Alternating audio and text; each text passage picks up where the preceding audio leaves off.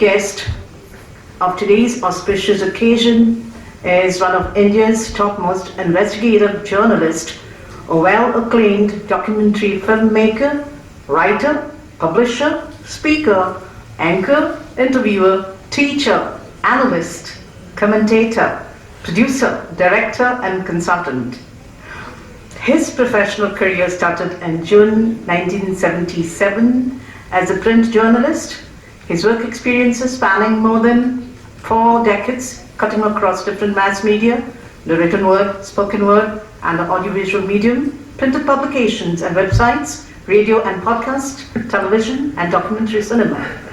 Much of his work is in 3 languages, namely English, Bengali, and Hindi. His main areas of interest being the working of the political economy and the media in India and the world, on which he has authored, co-authored 7 books and directed and produced over 20 documentary films, 2 music videos, and many short videos. Details can be found on his website www.paranjoy.in. In particular, he examines the allocation and pricing of natural resources and the working of crony capitalism and oligarchy in India. He has been a great faculty member of IIM Ahmedabad for 18 consecutive years at IMS Calcutta and Shillong and various universities and at Jamia Millia Islamia, among other educational institutions. He is the only Indian journalist referred to in the famous Hindenburg report of Adani, and he's none other than Professor Paranjoy Guha Thakurta. His books, for those who are interested, are available at the counter or kept in sight. Today he will enlighten all of us over crony capitalism in present circumstances and government's nefarious plans to subvert all types of dissent and protests, while also suggesting us how to move ahead in these difficult times. Professor Paranjoy Guha Thakurta.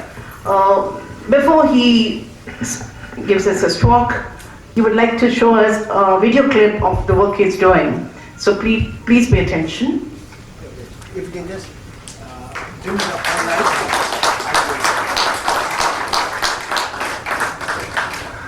Thank you. Can we just put the hall lights off for 5 minutes? We'll see a video and then we'll continue.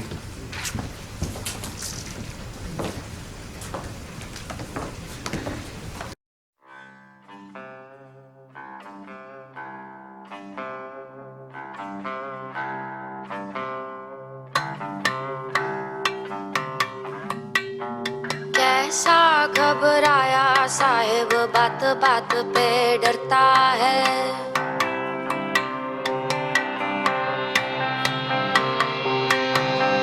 कैसा घबराया साहिब बात बात पे डरता है डगमग डगमग होवे कुर्सी धर्म को आगे करता है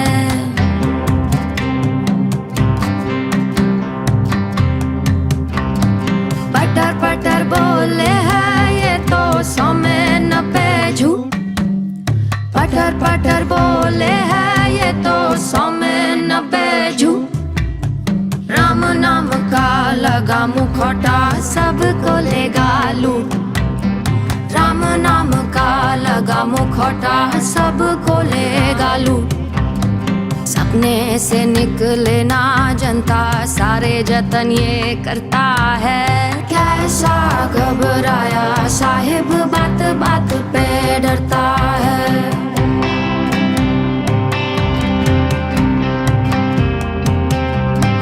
तार खींच के बना दी सरहद शहर के बीचों बीच बेकसूर पर दागे गोले ये बैठा आंखें मीच चीन बढ़ाता अपना नक्शा उससे चिपका फिरता है कैसा घबराया साहिब बात बात पे डरता है डगमग डगमग होवे कुर्सी धर्म को आगे करता है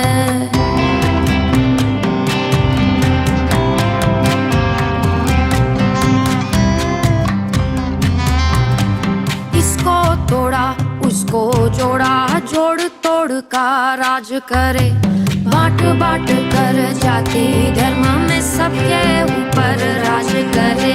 जो भी इससे करे सवाल उसको जेल में भरता है। जो भी इससे करे सवाल उसको जेल में भरता है। ऐसा घबराया साहिब बात बात पर डरता है।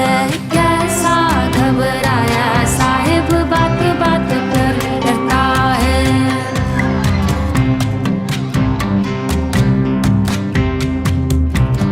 साहिब का सिंहासन डोले ऐसा भी दिन आएगा। जीतेगी जनता सारी जन का परचम लहराएगा। बदलेगा एक दिन मौसम मौसम ये इशारे करता है। बदलेगा एक दिन मौसम मौसम ये इशारे करता है। बदलेगा एक दिन मौसम मौसम ये इशारे करता है। कैसा घबराया साहिब बात बात पे डरता है। कैसा घबराया साहिब बात बात पे डरता है। I'm out of the list. तो पानी आप पीछे रहे। दोस्ती बनी रहे, अपनी दोस्ती बनी रहे।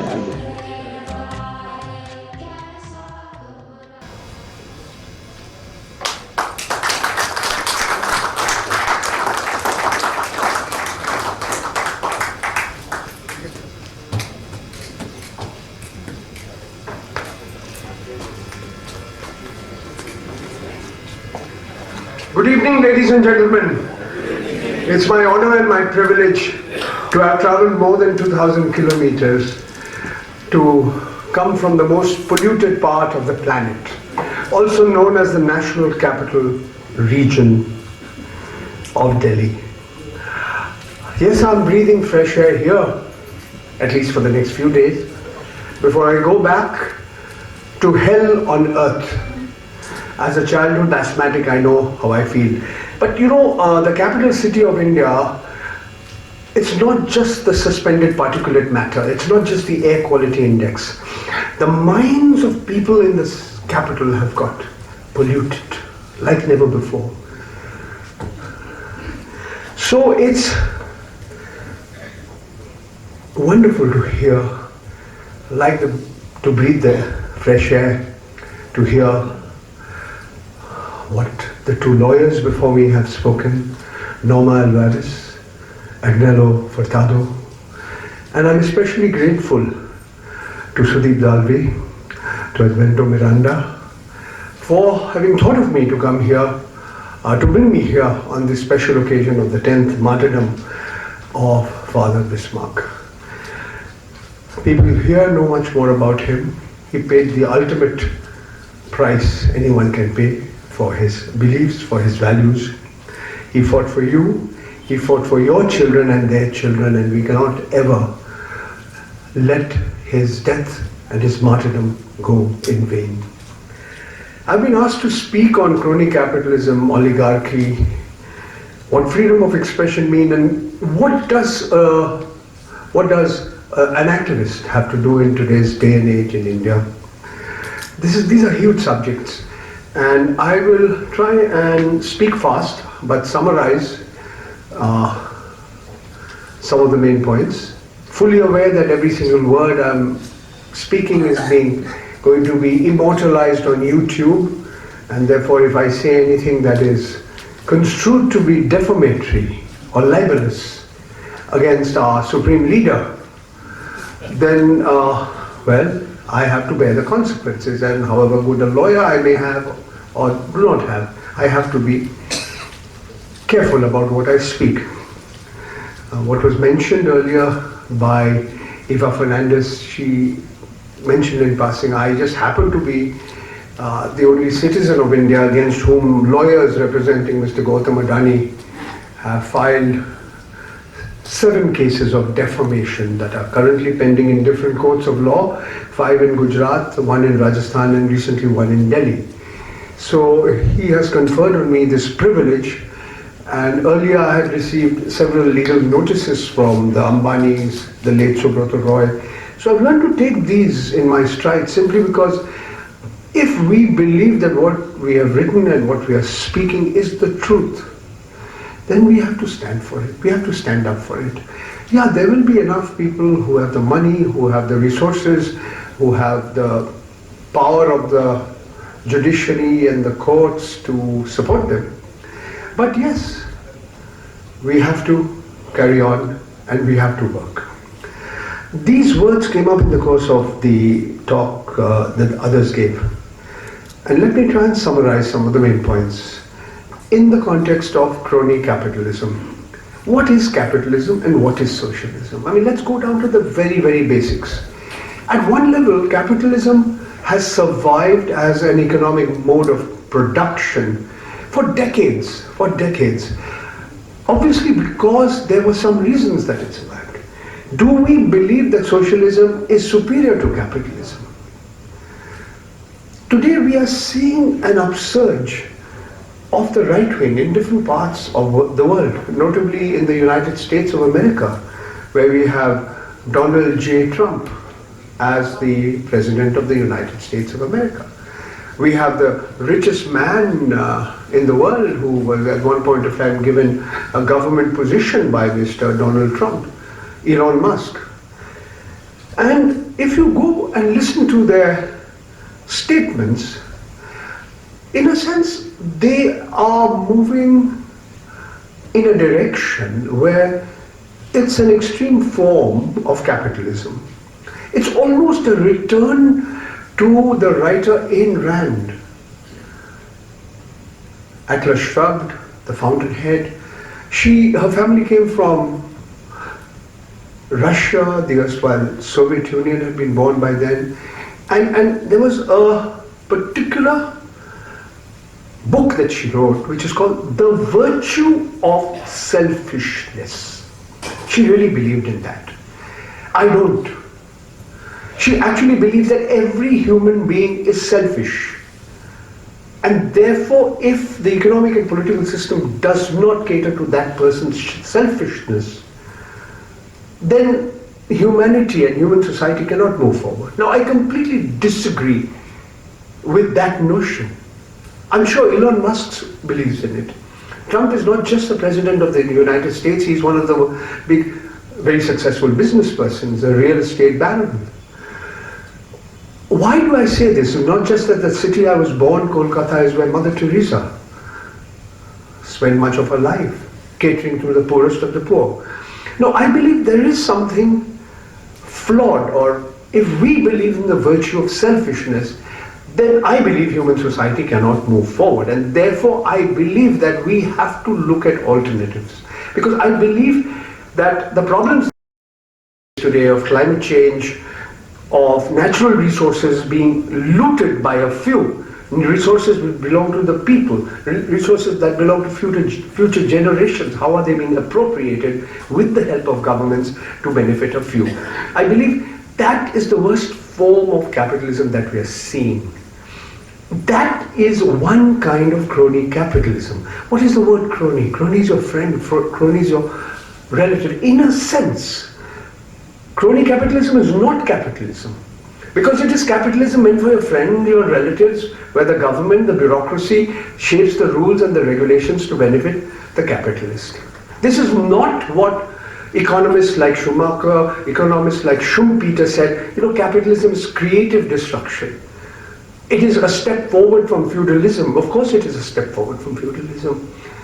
But if we look at socialism, communism, we can get very confused because we are seeing different forms. These words don't have the kind of meaning that were once associated by the statements, by the writings of Karl Marx, of Engels and others. I mean, take China. China has today emerged as one of the most powerful economies in the world. It has not had elections. It's one-party rule. But it has given more power to its local governments than many other countries. Xi Jinping wants to be the head of the government for life. Is China communist? Is China capitalist? Answer, I don't know.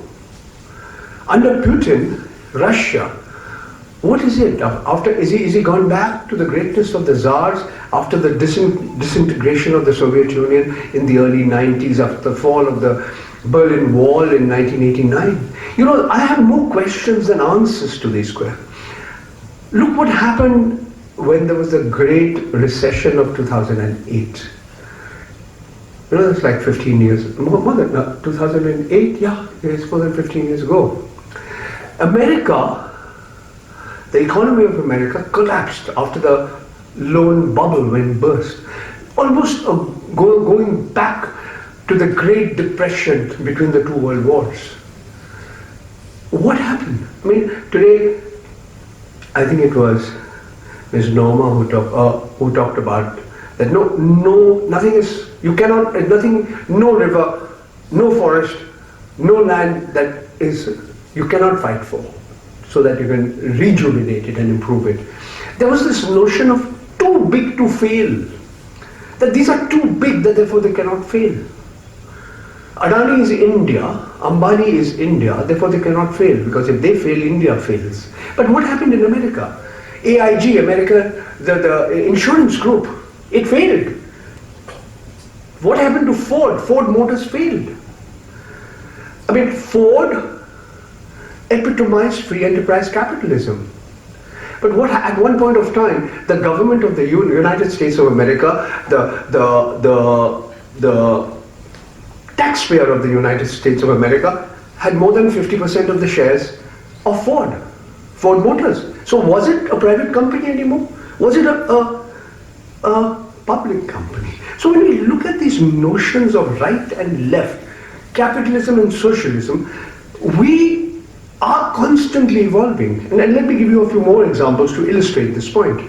The Nordic countries, the countries in Scandinavia, Sweden, Denmark, Finland, Iceland, they are, compared to most other countries in the world, they spend a large proportion of their total national income and their gross domestic product on healthcare, on education, on electricity, on roads, on water. But often they don't call themselves socialist. But they do spend that. Much more than, say, certainly India has done. Our first Prime Minister, Pandit Jawaharlal Nehru, wanted India to be a mixed economy. We were supposed to take the best of capitalism and the best of socialism. Pandit Nehru was the first non-Russian who actually visited the big heavy engineering enterprises in the Urals. It could be argued that instead of taking the best of capitalism and the best of socialism or communism, India took the worst of both worlds. We took the worst of capitalism. We took crony capitalism. We had the license-controlled Raj. And socialism. Did we spend enough on healthcare, on education, on our roads, on our electricity, on our providing water, providing a clean environment? Answer, no. We did not. We certainly did not. No, those indicators are clear. But what did I mean by public sector and private sector? The private sector, and in India and in many other parts of the world, whether it be in the Gilded Age of American capitalism, the Rockefellers, the Vanderbilts, they were provided land and resources by the government. The same happened in Japan, in Korea, to the Chinese. The government provided. But look at what South Korea produced. Two multinationals whose brands are recognized everywhere. Hyundai, Samsung. We haven't been able to do that yet. Jio is yet to be a world brand. And Mr. Adani may say he can drape himself in the national flag, but tell me what he's made that is unique. Of course, he's made militarized drones, not the kind of drones that they use for agriculture, but the kind of drones that were used to kill the Palestinians in Gaza. I'll come to that a little later, but let's move on and look at this whole notion of public and private. The losses of the public sector in India, including the Indian railways, became the profits of the private sector. Whether it be the Tatas or the Birlas or any of the big business groups in India, they grew up with, they had money from the government, The government owned the financial institutions, the commercial, the nationalized banks. It's really an irony today that Kumar Mangalam Birla, who heads Idea Vodafone, his grandfather, they opposed Gandhi and Nehru. They said, don't nationalize insurance, coal, steel, petroleum. Today, his company, his biggest shareholder, is the government. Because Idea Vodafone would have gone under if the government hadn't bailed it out. It's so ironical. It's so almost, it's amazing that when we look back at what has happened. But you know, the joke was once upon a time, it was said that the Birla family had more shares in Tata Steel than the Tatas. The original promoters who had the risks, the families, the promoters, they had 8%, 10%, 12%. Swaraj Paul tried to raid Escorts and DCM, erstwhile Delhi Cloth Mills. He couldn't do it. Rajiv Gandhi didn't allow him. Before him, Indira Gandhi didn't allow it. The Life Insurance Corporation, your money, my money. Now they get very angry when he said, why have you bailed out Mr. Adani? He said, no, it's only a very small proportion of the assets under management. But look at the way Indian capitalism has evolved.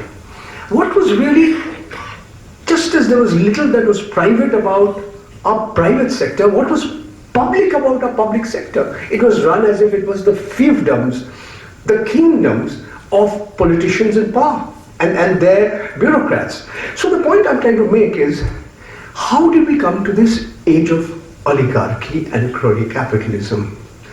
After the liberalization policies of the early 90s, we thought now all the shackles are free, the animal spirits of Indian entrepreneurs would be sort of unleashed. And what happened after that? Every business group, there is some fight or the other, including the Tata Group. We are seeing the infighting that has happened. Now, that is because, in my opinion, we did not look at crony capitalism. Now, what is crony capitalism? It's not really capitalism. The level playing field is not there. It's not free enterprise. You're playing a football match where one side is on top of the hill and the another side is on the bottom of the hill. Now, that's not fair competition. You are helping your friends. And I do believe, and here I'm arguing, that never before in the history of India has one industrialist, in this case Mr. Gautam Adani, one of the richest men in India, been so closely identified with the Prime Minister of India. It's not because he's just campaigned before 2014, the Lok Sabha elections in his own aircraft. It's not that Mr. Adani has accompanied Mr. Modi all over the world to over a dozen countries. I can go on this subject. But the point I want to make is, the nexus between business and politics is neither new nor is it unique to India. It's there all over the world. Go back in time. Mohandas Karamchand Gandhi stayed in the home of Ghanshyam Das Birla, where on the 30th of January 1948 he was assassinated by Nathuram Godse. But you read what he wrote, he justified why he stayed there. He said because Birla was a nationalist. And he helped the national movement, he helped the movement to free India of the colonial rule by the British. In the Congress party had top industrialists who acted as its treasurer, Jamnalal Bajaj, Kasturbhai Lalbhai, just to name a few. Even before independence, the Bombay Club, they put together a plan which said that, if India has to prosper, the government has to invest in its infrastructure, the roads, the electricity, the steel plants, and so on and so forth. Where did we move from there? Dhirubhai Ambani. The change when Dhirubhai Ambani and the Ambanis came was that it was not enough to help one particular industrialist. Simultaneously, his political opponents, not political opponents, I beg your pardon, his business opponents, his business rivals had to be put down. Now we see the same story getting repeated. And it has affected not just India's economy, it's affected India's relations with Bangladesh, with Sri Lanka. So, under the circumstances that we are living in today for the last 11 years, what do you say about activism? And how do you ensure that you who are concerned about your society, about your environment, about the future of your children and their children, how do you act? Let's look at 2 or 3 things about Mr. Modi. The first thing about Narendra Modi, he's been in power for more than 11 and a half years. He's weaker today than he was initially, is that he's the first and the only Prime Minister of India who has never addressed a public press conference where anybody could ask him any question. Unscripted, spontaneous. He has picked and chosen people who he has granted interviews to. And once, as you saw in that video, he walked out of Karan Thakur's interview in 10 minutes. That actually distinguishes him. He's given many interviews to people who he's wanted to give interviews. People who are ideologically on his side, people who he knows difficult questions, won't ask him cross questions. That's the way he is. It's a fact. Okay, Rajat Sharma, Anjana Unkashad, Mr. Sudhir Chaudhary, who had to spend a few weeks in jail in Tihar, he is now a big gun in Doordarshan on a contract. He's been given crores of rupees that belong to you and me, the people of India, the exchequer of India, the taxpayer of India. But Mr. Modi also gives interviews to people who are not journalists. The famous case of Mr. Akshay Kumar, who I understand is now a citizen of Canada. Remember when he was given a chance to interview Mr. Modi, he asked him very important questions about his dress, about his lifestyle, how long he sleeps. And then he said, you know, my driver wanted me to ask you a question. Modi ji, aap aam kaise khate hain? Aap kaat ke khate hain ya choose ke khate hain? Okay, so he is entitled to ask even questions of this kind to the person who heads the government, of the world's largest democracy within goods. Rubika Liaquat asked him, didn't cross-question him, and Modi ji said, I don't think I'm biological. मैं biological नहीं हूँ. So, I would have said, how come? But okay, let's accept the fact that 1 out of 3 persons in India accept that Mr. Modi is Vishnu's avatar, that he's not biological. It's a fact. In 2014, the Bharatiya Janata Party on its own, minus its allies, got roughly 32% of the vote. That percentage went up to 38%, then it's come down to 36%. Why is the number down? Forget 400 par. Why did the number of seats belonging to the BJP in the Lok Sabha come down from 303 to 240? 30 were lost in Uttar Pradesh itself. And here I want to make a point, because this issue of religion, Kapil, who could have imagined that in the Lok Sabha constituents of Faizabad, where Ayodhya is located, where this grand temple has been built, that the Bharatiya Janata Party would lose? Listen, none of us thought that. I dare say those who never visited that place, they were all gobsmacked. They didn't know. I don't think even the Samajwadi Party believed that the number of MPs belonging to the Samajwadi Party would jump from 5 to 36. And the BJP never thought that from 63, the number of MPs would come down to 33. In fact, the Bharatiya Janata Party lost 63 MPs all India, but 30 were out of Uttar Pradesh itself. We don't know what's going to happen in Bihar. We are seeing what happened in Maharashtra. I'll do a little plug if you don't mind. I made a documentary film called Maharashtra Manipulated, how elections were stolen in India's second largest state. And I've also made a half-hour documentary film which is called Battleground Bihar. Both are being shown in Anjuna, day after tomorrow, Saturday evening. The Flying Goat. You're all welcome. Bring your friends along. You can ask me any questions you want. But I want to, before I conclude, spend a little bit of time telling you how it's so easy to be despondent. It's so easy to believe the future is bleak. It's so easy to believe that, if I protest, I will meet the fate of Father Bismarque. No! Stand up. Get up, stand up for your rights. Bob Marley too died very young. Don't give up the fight. That's what they want you to do. They want you to be scared.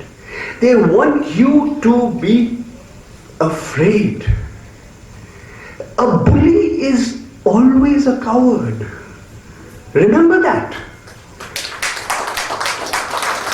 They taught me in school. They taught me in school that a bully was a coward. But all of us are so worried. But look, as Shakespeare and Julius Caesar said, cowards die many times. A valiant person dies only once. We all have to die at some point of time. Don't be a coward and die many times before you do. So I have, what I'm trying to say, as what senior advocate Norma Alvarez said, as advocate here, Mr. Furtado also said, it's not easy. It's not easy. You have to fight. You have to study. You have to work hard. You have to be prepared. You have to be well prepared. Your adversaries are rich. They are powerful. They can hire the most expensive lawyers. And I need not tell you about our judicial system. That's another story. But the fight is not easy. I know it's happened to me. So what? Just because I've got 4 legal notices from the 2 Ambani brothers, okay, I treat them as love letters. Wow, I got them, great fun. There was a non-bailable warrant of arrest issued against me from a lower court in Mundra in Gujarat. Why? Because I was accused of defamation and I did not appear in court, or so it was claimed. But the Supreme Court has guidelines which says that if a person doesn't appear in court on an issue, then first you issue a bailable warrant and then a non-bailable warrant. That was not followed. Recently in Delhi, a judge in a district court, without hearing the other side, an ex parte order, issued a gag order against me, 4 other Indian journalists, 3 entities in Australia, 1 entity in Switzerland, and then it became John Doe. Anybody. John Doe in India has got a name, it's called Ashok Kumar. And so what happened? Then the Ministry of Information and Broadcasting, a whole list of names. Ravish Kumar, Ajit Anjum, Akash Banerjee, Dhruv Rathi, News Laundry, Wire, HW News, you name them. All Mr. Adani said, you are defaming me. By defaming me, you are defaming India. You're not with me, you're against me. You're not with me, you're an urban Naxalite. You're not with me, you belong to the Tukde gang who wants this country to be broken up. My only advice to you is, yes, fight the good fight. Don't be cowardly. But do your homework. Study hard. Be practical. Be aware what you're getting into. Remember that you will be accused of exactly that you're stopping projects. You don't want India's development. You don't want coal to be mined. Where will you get all this electricity? How will you sit in air-conditioned comfort? This is the logic that will be given to you. Remember to be prepared to have the other side, your arguments, well put together, well argued. That's the only advice I have to make. I just want you to think hard, have a good evening, and I thank each and every one of you. We all will live up to the memory, to the martyrdom of Father Bismarque, and we will go home thinking that yes, the future is not dark. The darkest hour is always just before the dawn. You have to fight that fight, and that hope will keep you going. And before I conclude, if I may, I crave your indulgence to show you one more video, which was just made a few days ago. It's called Gaib, also called Missing. So I'll show that, and I want all of you to have a good evening, and I thank you once again from the bottom of my heart.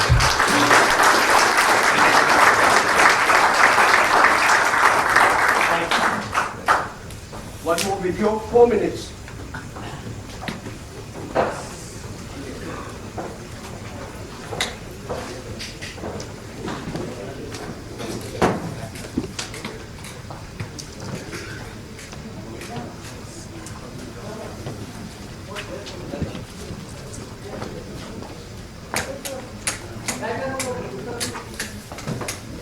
Okay, when the first, the young woman, she's like my daughter, she sang that first song, Sahib, very scared. This was April 2024. The elections were on April 2024, just begun, and people were very worried. So her parents, her well-wisher said, don't show her picture. In fact, we didn't even give her full name. So she was just simply identified as Aditi, knowing that there are hundreds of Aditis in the National Capital Region. This time, she's less scared, so you can see her. She's singing this song, which is called Gayab, which means missing.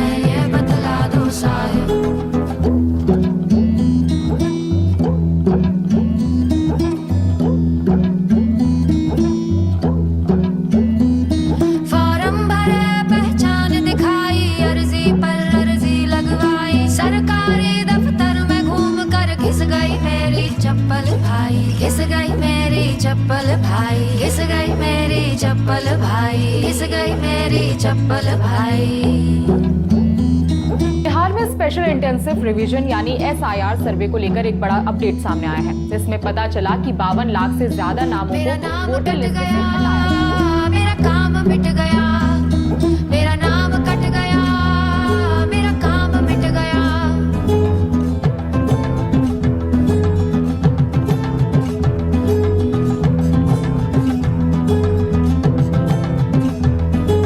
नाम हमारा गायब, vote हमारा गायब, हम जिंदा है के मरे हुए हैं ये बतला दो साहिब।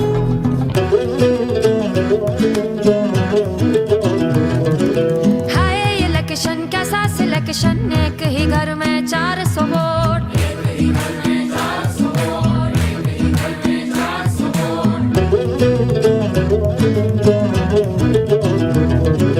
मेरे नाम को क्यों हटवाया, मेरे नाम में क्या था खोट।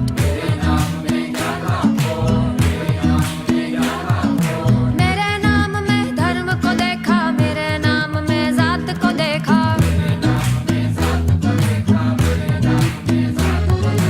वोट मेरा है मेरी ताकत, तुमने सिर्फ इस बात को देखा।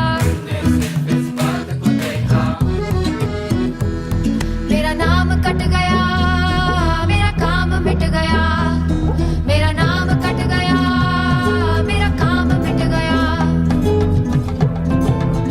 हमारे संविधान को बनाया है तो वो आवाम की सहूलत के लिए बना है सरकार, न कि आवाम को तंग करने के लिए। नाम हमारा गायब, वोट हमारा गायब, हम जिंदा है के मरे हुए हैं ये बतला दो साहिब। लाचार नहीं हम साहिब, ये बात तुझे समझा देंगे। इस चंपारण का सत्याग्रह हम फिर से तुझे दिखा देंगे। हम जिंदा थे हम जिंदा है ये बात तुझे बतला देंगे। ये बुद्ध की पावन धरती है, मिट्टी का स्वाद चखा देंगे। लाचार नहीं हम साहिब, ये बात तुझे समझा देंगे। इस चंपारण का सत्याग्रह हम फिर से तुझे दिखा देंगे। हम जिंदा थे हम जिंदा है ये बात तुझे बतला देंगे। ये बुद्ध की पावन धरती है, मिट्टी का स्वाद चखा देंगे। नाम हमारा गायब, वोट हमारा गायब, हम जिंदा है के मरे हुए हैं ये बतला दो Sahib.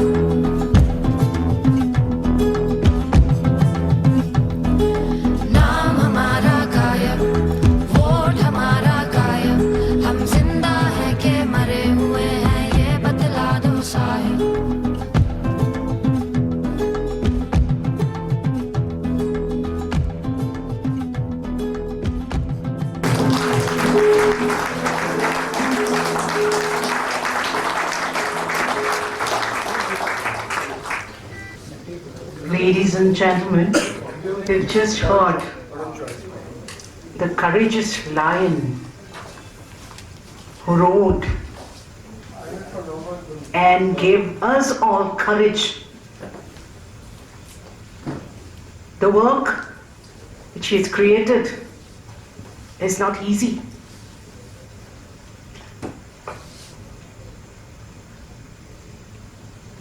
You can be an easy target for presenting what he has presented, the actual facts of life, what is happening in India today, all over. The capitalist forces, the political forces, and what he has beautifully described as crawling capitalization and oligarchy. All this, when the term powerful is mentioned, we mostly hear it when it is said about, powerful politicians, powerful business people. But today, he made it clear to all of us that they are not powerful, but who are powerful instead? That we are powerful. The people who come forward and face them, confront them, raise their voices. That is what Father Bismarck did. And it doesn't come easy. You have to give your life also for it. And Jesus Christ taught us the same thing. And so here we are today, gathered for the very same purpose. We are commemorating the life of Father Bismarck, to follow in his footsteps and to awaken in us that, okay? So to fight always for justice and to keep hope alive. I will not take your time, but I also got so inspired. Thank you, Professor Paranjoy Guha. Shall we put our hands together for him and give him a very big round of applause for enlightening us so much.